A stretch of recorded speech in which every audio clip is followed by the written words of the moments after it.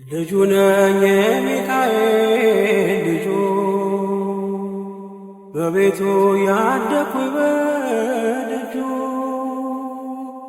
የልቤ ብዬ የምጠራው ሚካኤል ለኔ አባቴ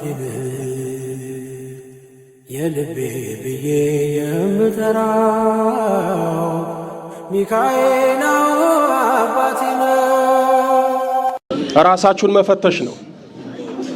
ገርግር አይነ ጥላ ካለ ትጀምራላችሁ አትጨርሱም፣ ትሄዳላችሁ አትደርሱም። የነካችሁት ሁሉ ቡኩን ነው የሚሆነው። ለትዳር ታስባላችሁ፣ በጮኝነት ትጀምራላችሁ። እንኳን ወደ ትዳር ሊቀየር ገና በጮኝነት ጊዜ ይበላሻል ይቀራል። ትማራላችሁ፣ 2-3 ዲግሪም ሊኖራችሁ ይችላል። ማስታወቂያ ታያላችሁ፣ ትሄዳላችሁ።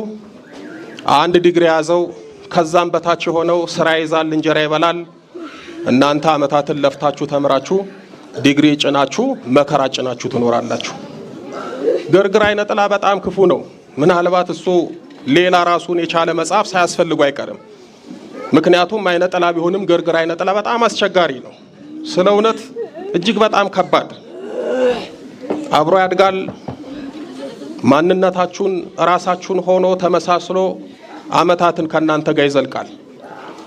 ሁሉ ጊዜ መንግስት ያላወቃችሁ የቆም እስረኛ ሆናችሁ ነው የምትኖሩት። አስቸጋሪ ነው። አሁን ምናልባት እቺ ልጅ ፊቷን ማሳየት ስለማንፈልግ እንጂ ወይን አምባ ያለው ነበር መታ የምትጠመቀው። ከዛ በኋላ ልም ብላ ጠፋች። ባለፈው ተገናኘን። ልደታ ማርያምን ዘክረን ነበር። በስንት አመት መጣ ዛሬ? በ3 አመት። 3 አመት ሙሉ የት ነበርክ? ቤቷ ቁጭ አርጋት ነው ሙላው። ቲክታክ ስታይ ነው የምትውለው። የትም አትወጣም። ምን ስታይ? ቲክታክ 24 ሰዓት እሱን ነው የምታሳየው። አዎ ይሄ አሁን የሁላችንም በሽታ ሆኗል አይደል? በነገራችን ላይ እኔ በጣም የሚገርመኝ ቲክቶክን ለቁም ነገር የሚጠቀሙ አሉ። እኛም እኮ እንጠቀማለን። እዛ ላይ ትምህርቶችን የሚጠቅሙ ነገሮችን እንለቃለን።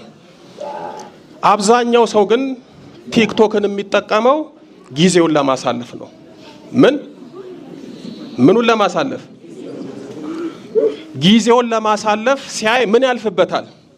ጊዜው ያልፍበታል። ጊዜን መልሳችሁ አታገኙ። ዛሬ ብቻ ነው። ዛሬ ነገ አይደለም። ዛሬ ትላንት አይደለም። ዛሬ ማለት ዛሬ ኖራችሁ ነገን የምታስተካክሉበት ለነገ መሰረት የምትጥሉበት ቀን ነው። ዛሬን ባመለጣችሁ ቁጥር ነገም ያመልጣችኋል። ሁሌም ህይወት ያመልጣችኋል። በነገራችን ላይ አብዛኛው ሰው እኔ ይገርመኛል፣ ቲክቶክ ላይ ቁጭ ብሎ ሰዓቱን የሚያጠፋ ሰው እንደው በጸሎት ቢያሳልፍ እንደው እንደና አቡነ ተክለ ሃይማኖት ክንፍ እንኳን ባያወጣ ይበቃ ነበር። ቲክቶክ ላይ የሚጠፋ ጊዜ በእውነት ጧትም ማታም እዛ ላይ ቁጭ ብለው ጊዜያቸውን የሚያባክኑ ብዙ ሰዎች አሉ። አንድም በራሳቸው አንድም በክፉ መንፈስ። የሚጠቅማችሁን ተመልከቱ፣ ከዛ ውጭ ያለውን ተውት። በጣም አስቸጋሪ ነው። አሁን እንግዲህ ስለ ቲክቶክ ልንናገር አይደለም፣ ግን ሰይጣን ጊዜያችሁን የሚበላው አንድም በቲክቶክ ነው። ይሄንን እንድታውቁ ነው። እስኪ 3 አመት የት ነው ሰፈሯ? አያት 49 ሰማችሁ አይደል? ጉዱ አመት ከምናምን ያገለግልነው ዮሐንስ የት ሰፈር ነበር? ይሄው እኮ ጎረቤት ነበርን። እኔ እዛ አያት እንደማጠምቃት ታውቅም? አውቃለሁ። ለብሮ ይዛት ማትመጣው የነበረው እናት ትድናለች። አንተ ጋር ከመጣች እንድትድን አልፈልግም። ይሄን ሁሉ አዛ ጊዜ አገልግሎት ሁሉ ሰው ሲሰጥ እኔም እዛው ነበርኩኝ። እሷም ታውቃለች። ለምንድን ነው የማታመጣት? አትመጣም። በቃ አልፈልግም፣ እንድትመጣ አልፈልግም። ይሄ ደግሞ ማዕተኛ ነው። አጠገቧ ነበርኩ። ወይን አምባ በማጠምቅበት ሰዓት እዛ ለመምጣት ከአያት የት ነው የምትሳፈረው? ጎሮ። ከጎሮ ቀጥታ ወይን አምባ አይደል? 2 ታክሲ ይዛ የመጣች አገልግሎቱን ታገኝ ነበር።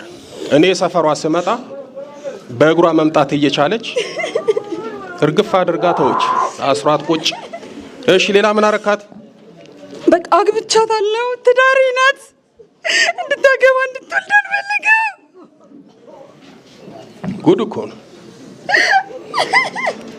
በነገራችን ላይ ጥቂት የማይባሉ ወንዶችም ሴቶችም ስውር ጋብቻ ከክፉ መናፍስት ጋር ፈጥረው የሚኖሩ ብዙ አሉ። ያ ማለት ምንድነው? ይሄው አይነ ጥላው አግብቻለሁ ይላል ወንዱ ማለት ነው። ወንዶች ላይ ደግሞ ሴቷ ሚስት ነኝ ትላለች። ስውር ጋብቻ ነው። እኔ ሰዎች አያገቡም፣ አይጋቡም፣ አይወልዱም። ታስረው ተጠፍረው ነው የሚኖሩት። እማያቅ ሰው በስጋ እያየ አታገባም አታገቢም ይላሉ። ግን ስውር ጋብቻ ይሄው እንዲህ ተፈጽሞ ይሄንን በስላሴ ስም ካላፋታን በስተቀር ትዳር ለነሱ ከባድ ነው። ገርግራ አይነ ጥላ ምንድነው የምታረጋት? ከወንዶች ጋር ማጣላት። እሺ ሊያገቧት ሲመጡ በቃ ዳገባት አፈርሳለሁ። ወንዶች ታባረራለህ? ምን አድርገህ ነው የምታባረረው? ኃይለኛ ናት፣ ኃይለኛ ናት፣ ዱርዬ ናት ብሎ ስብላለሁ። ወንዱን ጥርግርግ እያደረግ ትመልሳለህ? እሳደባለሁ። ትሳደባለህ? አላከብርም። ወንድየው እሷ ትሳደባለች አታከብረኝም ይላል። አጅሬ እንዲህ እያደረገ በጣም ያሳዝናል። አይነ ጥላ እኮ ጨርሷቸዋል። በጣም እኮ ሳታውቁት ተይዛቸዋል። እናንተ ባትያዙ ልጆቻችሁ፣ እናንተ ባትያዙ የሆነ ነገራችሁ ተይዟል። እሺ ተንበርከክ፣ ምንም አትሰራ። እሺ የዝሙት አጋንንት በምን ገባ? በምን ገባ? ቪዲዮ ስታይ ነው ያገኘሁት። ያን መናጢ ቪዲዮ። እንደው ስለዚህ ቪዲዮ አንድ ፈረንጆች የሚሉትን ነገር ብቻ ልንገራችሁ። በእኛ ሀገር ስሙ ምንድን ነው? የብልግናው ቪዲዮ ስሙ ምን እንደማታውቁ ትሆናላችሁ። ንገሩኝ። የምን ቪዲዮ ነው የሚባለው?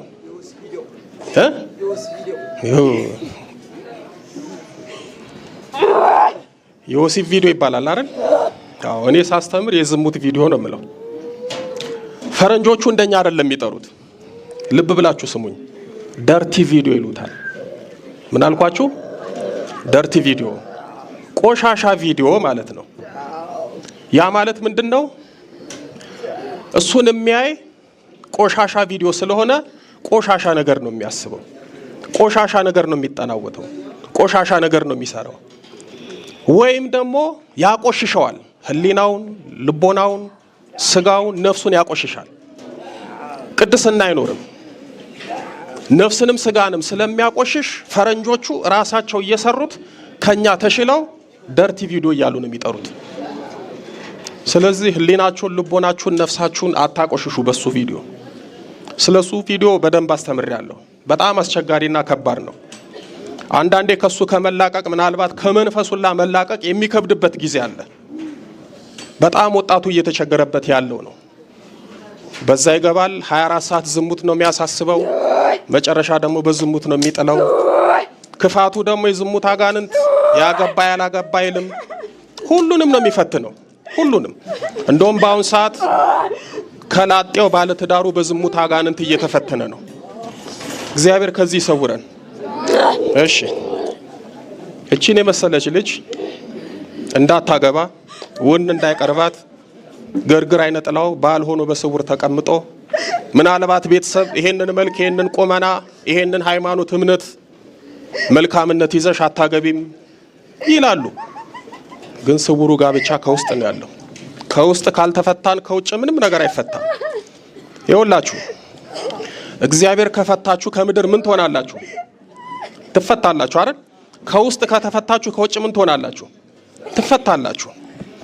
አሁን አብዛኛው ሰው መንፈሱን ስለማያይ እስራቱንም ስለማያውቅ የታሰረ የሚመስለው በስጋ ነው፣ ከውጭ ነው አይደለም።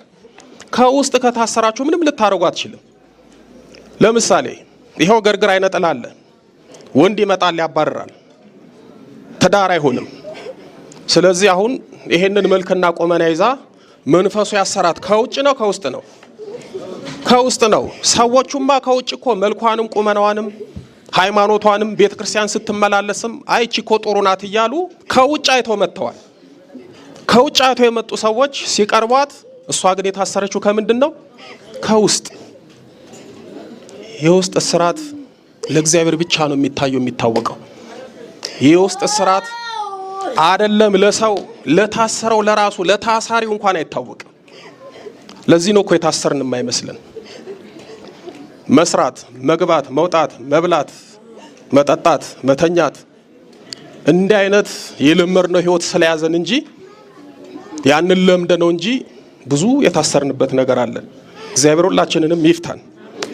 እሺ ቡዳ ምንድን ነው የምታደርገው? ስራ እንዲያስጠላት አደርጋለሁ። ውበቷ እንዲደበዝዝ አይኗን እያሳመምኳት ነው። የሚገርም ነው። በልሽ ጊዜን አናጠፋም። በልጥራ ተዘጋጁላችሁ። በአጋዕዝተ ዓለም በሥላሴ ስም፣ በኃያሉ በመድኃኔዓለም ስም፣ በወላዲተ አምላክ ስም፣ በቅዱስ ሚካኤል ስም፣ በቅዱስ ገብርኤል ስም፣ በቅዱስ ሩፋኤል ስም፣ በቅዱስ ኡራኤል ስም በዛሬው ዕለት በተዘከሩት በአቡነ እስትንፋሰ ክርስቶስ ስም ገርግር አይነ ጥላ የቡዳ መንፈስ የቤተሰብ ዛር ሁላችንም ያደፈጥን የተደበቅን የዝሙት አጋንንትም ለቀን ወጥተናል። በሥላሴ ስም ለዘላለም በሲኦል ታስረናል። የዘጋነውን እድሎቿን በድንግል ማርያም ስም በአሁኑ ሰዓት ከፍተናል። በል ሰባት የጮና ወጡ አንድ ላይ ቶሎ በል። 1 2 3 4 5 6 ገንዝ እናይድ። ቅዱስ ሚካኤል ቅዱስ ገብርኤል ሲኦል ያውርድ። የዘብሩ ዳኛ ሰይፉን ይጣልብህ። እግዚአብሔርን አመስግኑላት። ተረጋጊ፣ አይዞሽ እና እኔ እናቴ ያለሽው መቄዶንያ ነው።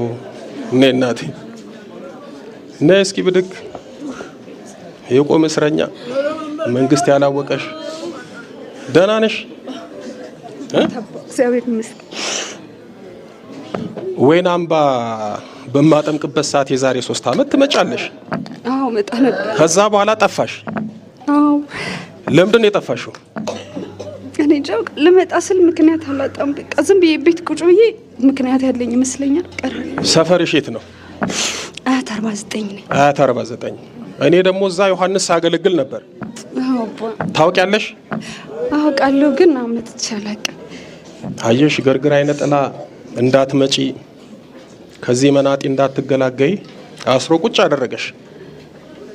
መብራን የመጨረሻ ታርግልሽ በሏት። አይዞሽ እሺ ተይ